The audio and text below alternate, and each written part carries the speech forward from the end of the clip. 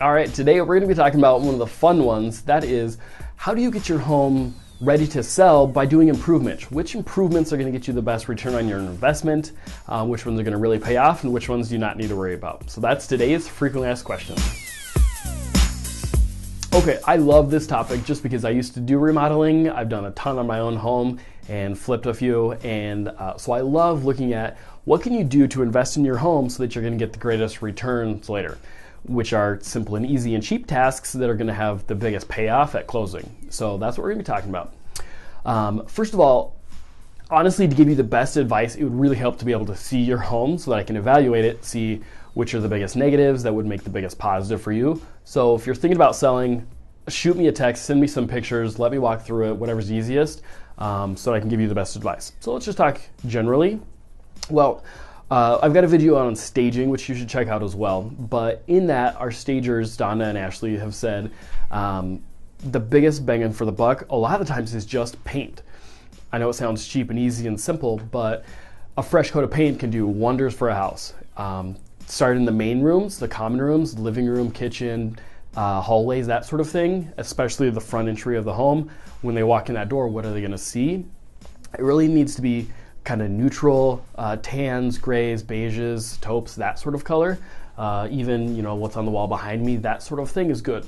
It's probably going to look really bland, boring to you. That's exactly what it's supposed to be, actually. So anything that's bold colors, I would say just paint over them, go neutral. If you've got the golden oak, orange types of trims, something like this even, think tans maybe.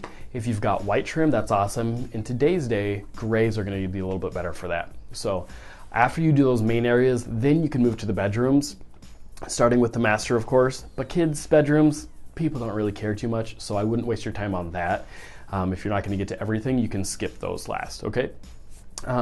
So paint, truly inside and out, you will get the most bang for your buck just doing that because it's not terribly expensive. Most people can do it themselves. Also think on the outside. Don't forget the outside of your home because people are going to look at it online. That's generally the first picture they're going to see. And then when they pull up in front of your home, what are they going to see? Is it dated? Is it kind of appealing? Is it rotten? Is it just unique colors that don't appeal to the masses? That would be the first thing to do as well. Have that painted. It might cost you some money to have the outside painted, but it's well worth it. There are certain paints that you can paint on even like vinyl siding. So if you have that, don't hesitate. With the right paint and prep, you can paint just about anything on the outside of the home. Even brick that's real dated. Nowadays, just painting the brick can be a huge update. It'll make the home feel a lot more modern and therefore a lot more valuable, and people will spend more money for the home. Okay, so talking about paint. The next thing would be flooring. So you want the home to feel expensive and luxurious to people when they walk in the home, and you want it to feel neutral. So look at your flooring. Does it smell? Is there a pet odor in your home? Is there cigarette smoke? That sort of thing. Carpets especially are notorious for trapping that smell. For, you know, $2 or $3, maybe $4 a foot, you can get nice carpet that's just basic, doesn't have to be anything fancy or expensive, but just walking through the home and feeling fresh carpet under your bare feet really is going to help make your home feel more expensive. If it feels expensive, they're going to spend more for it. So I'd absolutely do that. Also, if you've got something like linoleums or vinyls in kitchens, bathrooms, front entryways, that kind of thing, there's several different products that you can get, but there's even like a luxury vinyl plank tile, they call it now.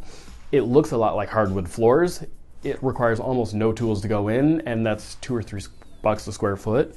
It will look like $1 million compared to a dated vinyl, linoleum, that sort of thing. Most people can install it themselves. It's kind of a weekend task. Even if you had to pay somebody to do it, it's really pretty quick and easy, and it'll just flow on top of that existing floor, and that would be a huge return on your investment.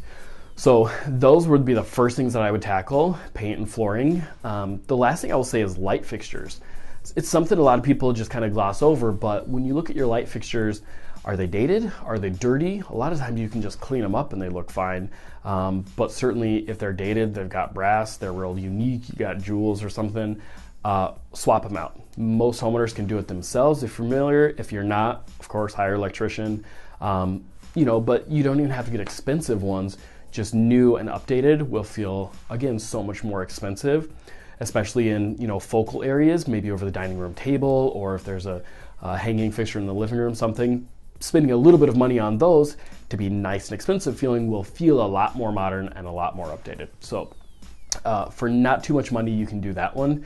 And then the last thing I'll say is this, and it really is last on the list for me, but just swapping out the faucets.